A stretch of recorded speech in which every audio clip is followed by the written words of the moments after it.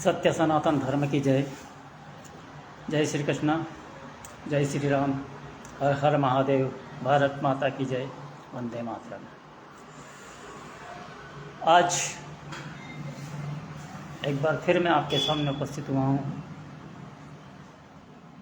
आज हम चर्चा करेंगे दुख और सुख।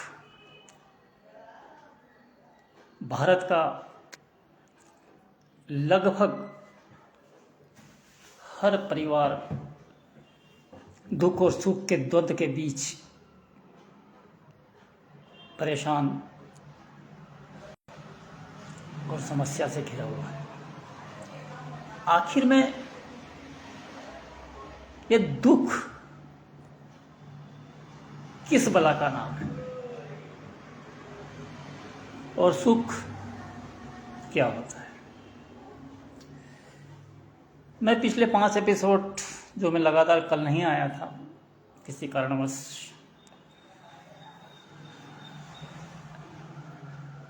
जहां हमारी इच्छाएं, हमारी महत्वाकांक्षाएं दम तोड़ती है, वहां से दुख प्रारंभ होता है। और जहां हमारी इच्छाएं, हमारी महत्वाकांक्षाएं पूरी हो जाती है, वही सुख है। जीवन को इसी रूप में लोग पसंद करने लगे हैं।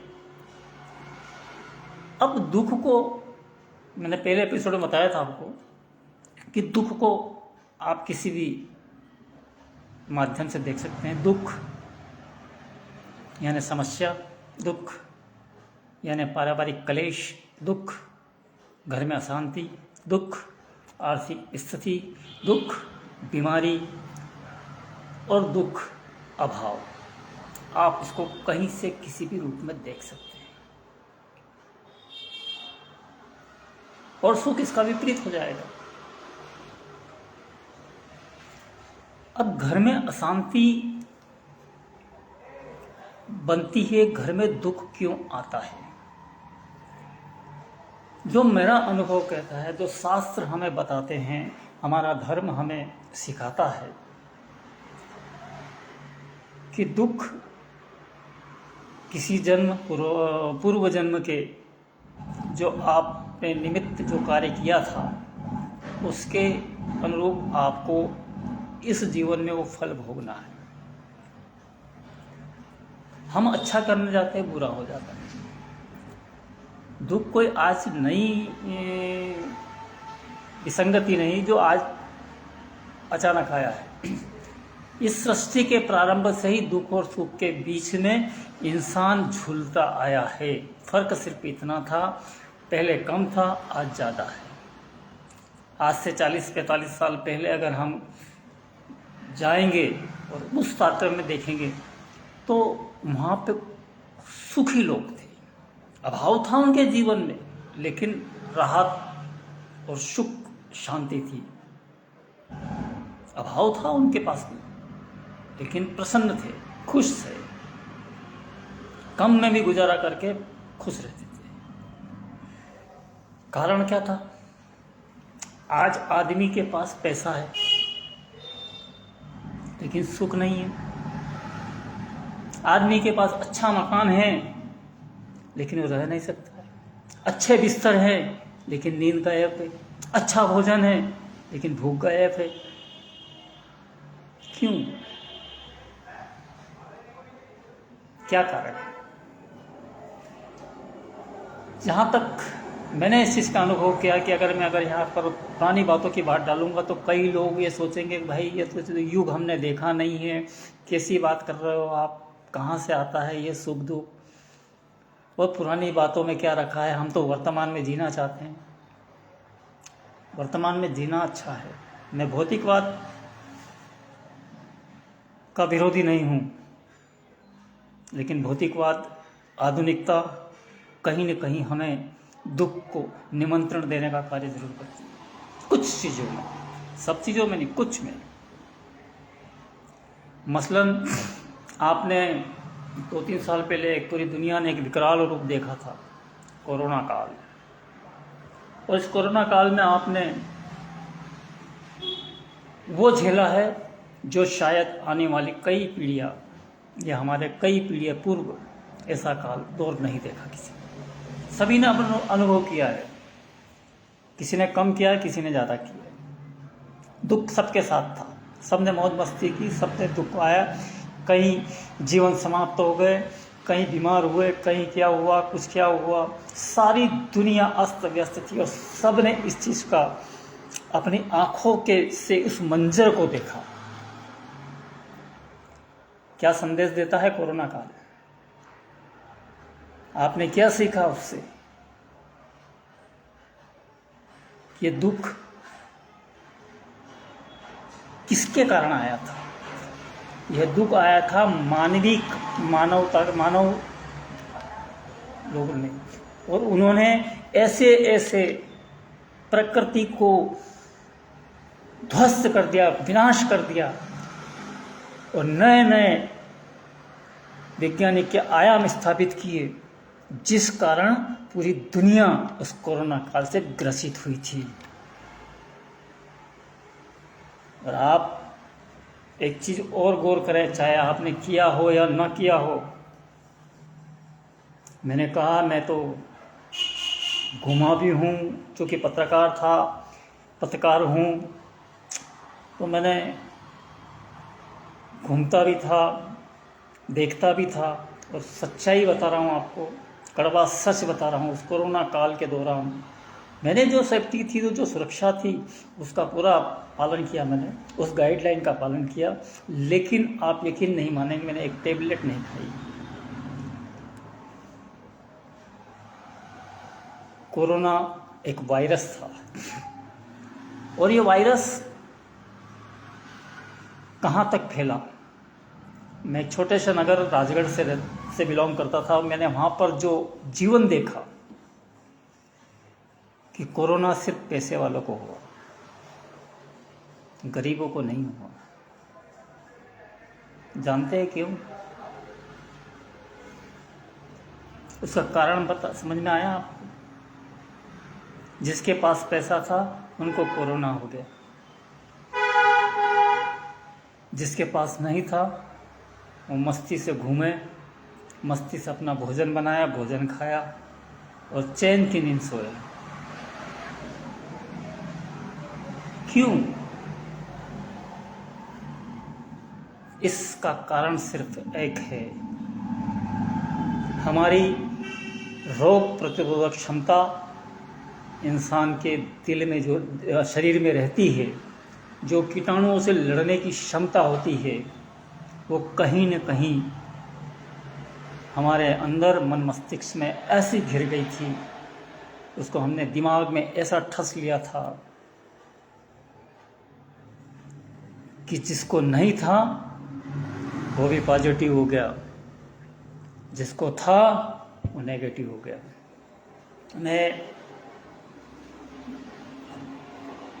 और इसमें कहीं जिंदगियां समाप्त हो गई। हम बात कर रहे थे दुख की। कोरोना काल आप सबने देखा, और कोरोना काल में जो जो व्यतीत घटित हुआ आपने अपनी आंखों से देखा। किसी ने ज़्यादा, किसी ने कम, कोई घर से बाहर निकला, कोई सारे पपंटर ये वो सारे क्रम हुए। लेकिन कभी किसी ने सोचा नहीं कि ये दुख आया और गया कैसे। आप अपनी इम्यूनिटी पावर, मैंने चर्चा कर रहा था दुख और सुख की, तो ये दुख और सुख के बीच में मैं कोरोना काल इसलिए लाया हूँ कि आपको यकीन में करना पड़ेगा कि जो विकराल स्वरूप, जो दौर हमने देखा कोरोना काल का, वैसे हमारे पूर्वजों के बताए हुए मार्ग पर, हमारे शास्त्र के बताए हुए मार्ग पर अगर हम विचलित होकर उस पटरी को छोड़ देंगे तो निश्चित रूप से जीवन में दुनिया की कोई ताकत आपको दुख का निमंत्रण देने से रोक नहीं सकती।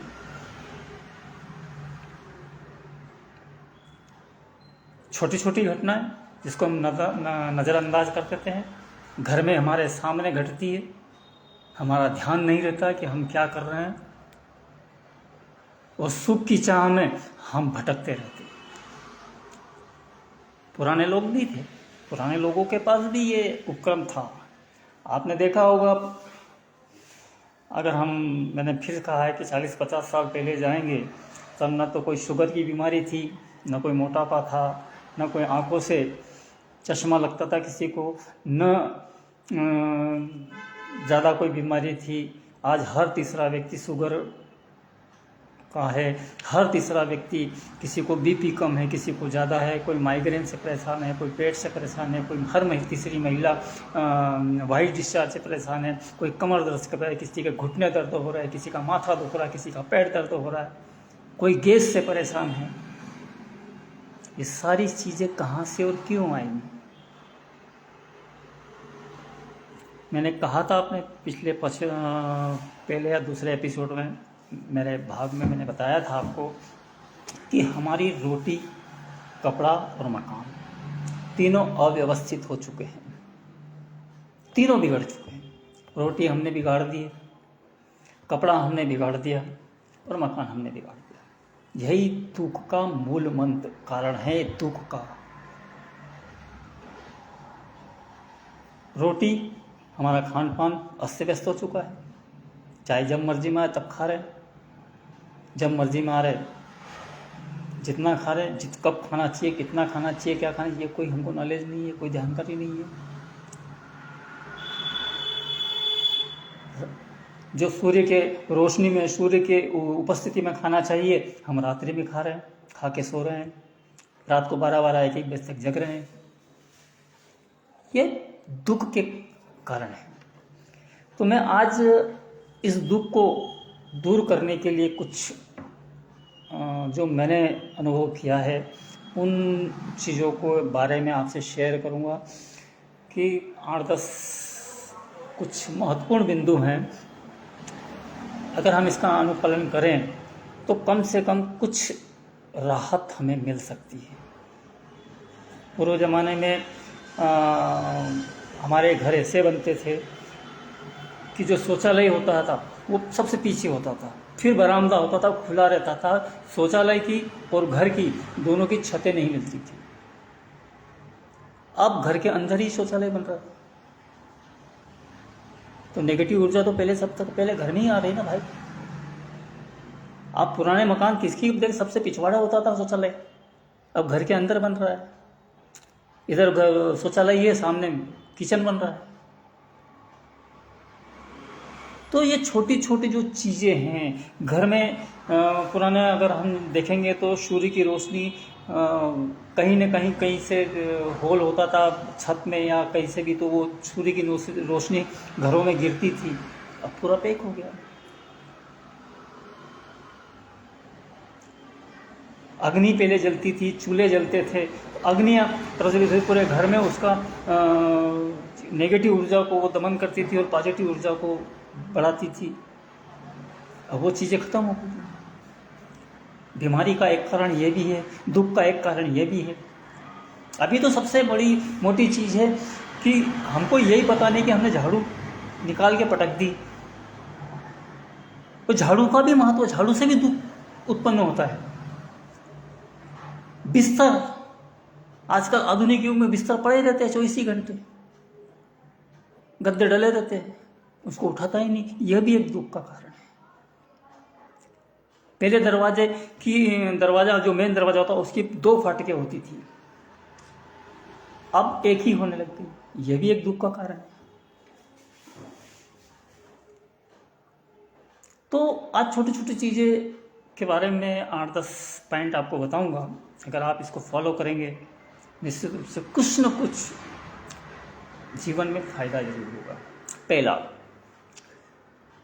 पहला दुख को दूर करने का, आपको कि स्वस्थ रहना है, आपके घर में शांति रहे, आपके घर में वैभव रहे, आपके घर में लक्ष्मी की कृपा बरसे, आपके घर में भाईचारा, मतलब आपसी मेलजोल, प्रेम वगैरह पड़े। इसके लिए आपको कुछ बातें जो मैं बता रहा हूँ उसको फॉलो करना है। नंबर 1, सूर्य उदय से पहले उठना। अगर आप सूर्य उदय के पहले उठते हैं, निश्चित रूप से आपका दिन अच्छा जाएगा, आपको कभी सुस्ती नहीं आएगी और आपकी नकारात्मक ऊर्जा से आप पॉजिटिव ऊर्जा की ओर आपका जीवन व्यतीत होगा। साथ ही आपकी रोग प्रतिरोधक क्षमता भी बढ़ जाएगी। पहला, सूर्योदय से पहले उठना। दूसरा, उठते ही अपने बिस्तर को घड़ी करना, फोल्ड करना, उसको रखना है। पहले खटिया होती थी, बिस्तर को एक जगह व्यवस्थित रख देते थे, आजकल गद्दे हैं, उसको हटाना, यह भी एक कारण है। तीसरी, झाड़ू काटने के बाद, झाड़ू जो हमारे घर के लक्ष्मी के रूप में माना जाता है, झाड़ू निकालने की, सफाई करने के बाद झाड़ू को ऐसी जगह रखना जहाँ बाहर का कोई भी व्यक्ति आए उसकी निगाह उस पर न पड़े, और उसको खड़ा रखना। जो मुट्ठी होती है, जो जिससे हम पकड़ते हैं, वो जो झाड़ू करते हैं, झाड़ू वाला हिस्सा ऊपर, मुट्ठी वाला नीचे, आपको किसी भी ऐसी जगह रखना है जहाँ बाहर से कोई भी व्यक्ति आए उसकी निगाह ना पड़े। ये तीसरा। चौथा और महत्वपूर्ण कारण, हो सके, जहाँ तक हो सके, आप सुबह सुबह भगवान को सूर्योदय से पहले या 8 बजे तक आप उनका पूजन वगैरह कर लीजिए। चौथा कारण ये कि भगवान का पूजन वगैरह अगर आपने आपके घर में रखा है, अगर नहीं रखा है तो आप एक दीपक जला दीजिए। अगरबत्ती मत जलाइए, अगरबत्ती जलाना ही नहीं है। सनातन संस्कृति में बांस का उपयोग होता ही नहीं है, और अगरबत्ती में बांस लगा रहता है जो नेगेटिव ऊर्जा देता है और हमारे जीवन में परेशानी का सबक बनता है।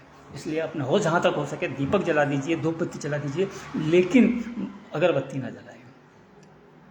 4, 5वां और महत्वपूर्ण, भोजन बनाते वक्त किसी भी प्रकार का स्वर नहीं गूंजना चाहिए। या तो भगवान की भक्ति चले, ठीक है, ये मोबाइल ये वो टीवी वगैरह सभी बंद करें, क्योंकि जैसा मैंने कल ही कहा, परसों के जैसा खाओगे अन्न वैसे होगा मन, जैसे पियोगे पानी वैसे होगी वाणी। तो आपको इसका भी ध्यान रखना, भोजन बनाते समय आपको मौन रह करके या भजन करते हुए भोजन बनाना है।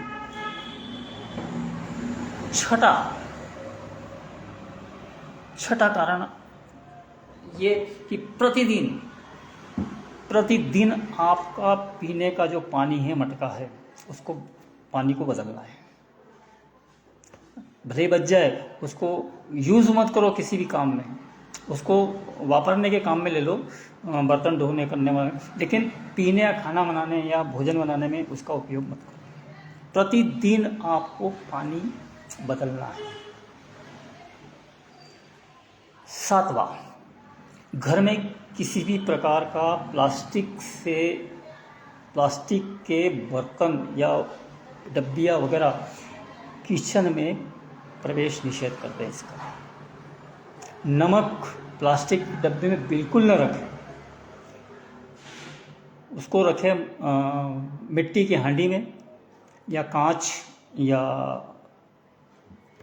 और क्या आता वो क्या बोलते हैं, कांच की बरनी में रख सकते हो। मिट्टी पहला प्राथमिकता तो मिट्टी के बर्तन में या कांच या चीनी के बर्तन में, प्लास्टिक में यूज़ न करें, बिल्कुल नहीं। पानी पीने का भी मटका रखें या पीतल का या तांबे का घड़ा रखें, प्लास्टिक के बर्तन में पानी पीने योग्य पीना नहीं चाहिए। ये ध्यान विशेष रूप से रखें आप। इसके बाद आपकी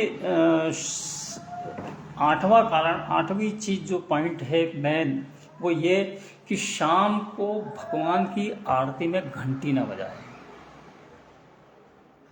और आरती के बाद जहाँ तक हो सके, जब भगवान की आरती वगैरह या दीपक वगैरह आप लगा देते हैं, उसके बाद आप अपने घर में भोजन न करें। कम से कम 1 घंटा तो बिल्कुल न करें कि इधर भगवान की आरती करो इधर भोजन करने बैठ गए, नहीं।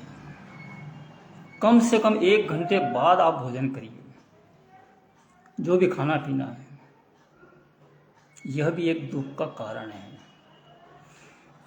9वां चीज़, अगर भगवान को आप भोग लगा रहे हैं तो ऐसा नहीं कि गए, थाली रखी, कर्पूर गौरम ने आसमान करी और 1 मिनट भी नहीं हुआ और उठा के लिया। कम से कम 6.5 से 7 मिनट तक भोजन की थाली रखे, उसके 6.5 मिनट के बाद वहाँ उसको भगवान को अर्घ दे, उसको देके फिर थाली उठाए और उस थाली को अपने जो भोजन है जिनको सबको करना है उसमें मिला दे, ताकि सबका प्रसाद के रूप में मिल जाए। शाम को संध्या के समय सूर्यास्त के बाद झाड़ू बिल्कुल ना निकाले घर का कचरा, यह भी एक दुख का कारण है। और जहाँ तक हो सके 8:30 से 9 के बीच सोने की का मन बना ले, सोने की तैयारी करें। आप अगर इन बातों पे थोड़ा सा भी जो बताया है मैंने 8-10 पॉइंट, आप इनको अगर आप फॉलो कर लेंगे तो मैं चैलेंज के साथ कहता हूँ कि आपके जीवन में जो अभी परेशानी है, जो आपके सामने जो तकलीफ़ें हैं, जो दुख है, वो 50, 60, 75% तक कम हो सकता है। इसमें कोई पैसा नहीं लग रहा है, सिर्फ हमें हमारी आदतें बदलना है। जो हम कर रहे हैं करना वही है, लेकिन उसको थोड़ा व्यवस्थित ढंग से।